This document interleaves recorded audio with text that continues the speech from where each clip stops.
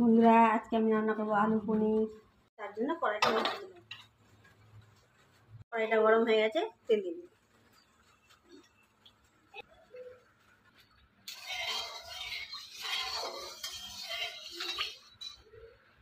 তেল গরম হয়ে গেছে, এখন আমি পনিরগুলো দিয়ে দেবো।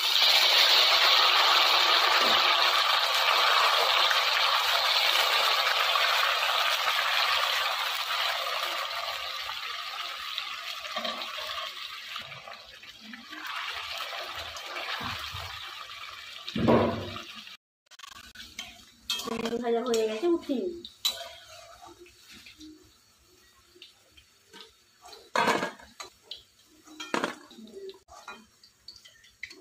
সবগুলো পনির উঠিয়ে নিয়েছি।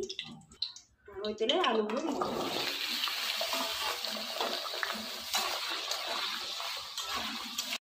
আলুগুলো ভাজা হয়ে গেছে, এখন আমি উঠিয়ে নিই।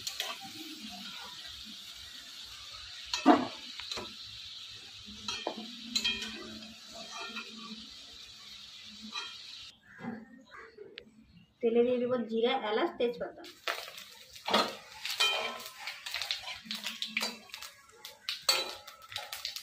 কাঁচা লঙ্কাটা বেটে রেখেছিলাম, ওটা দিয়ে দিচ্ছি।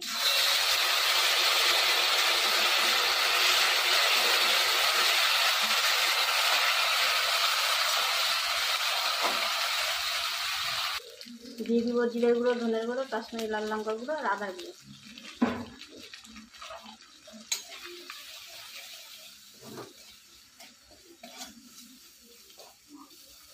জল দিয়ে দিব।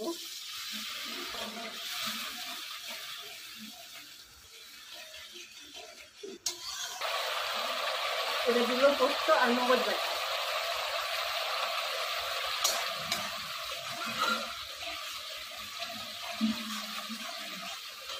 মশলাটা ভালো করে কষিয়ে নেব।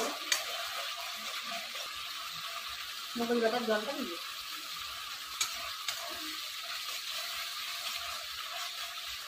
এবার ভেজে রাখা আলুগুলো দিয়ে দিলাম। একবারে নিরামিষ, এটা একদম নিরামিষ রান্না। আমরা এই মাসে নিরামিষ খাচ্ছি, তাই জন্য নিরামিষ করে রান্না করছি। যেহেতু শ্রাবণ মাসে নিরামিষ খায়, অবশ্যই কমেন্ট করে জানাবেন। ভেজে রাখা পনিরগুলো দিয়ে দিলাম।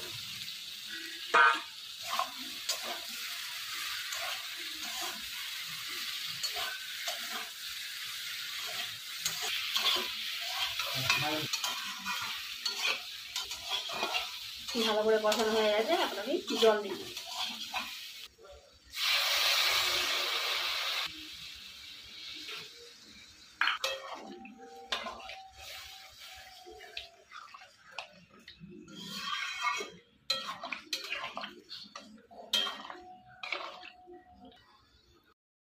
আমি এখন জলে লবণ হলুদ দিয়ে দিব। হলুদ দিয়ে দিলাম।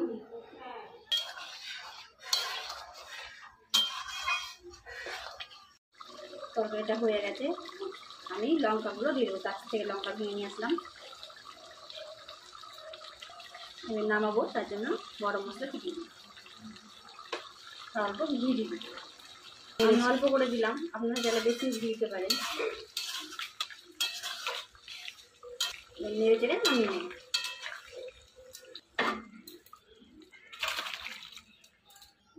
তৈরি হয়ে গেছে আলু পনির।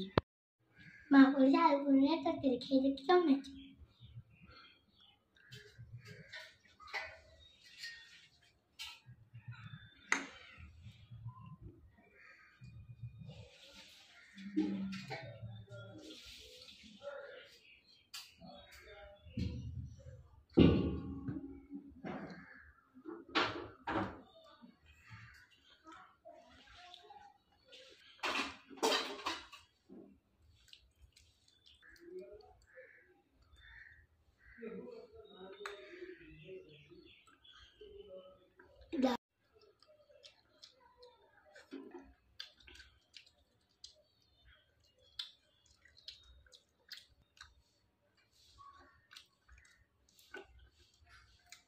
সুন্দর হয়েছে।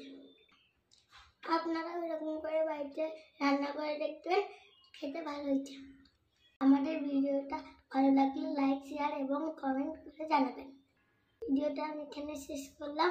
বন্ধুরা, বাই।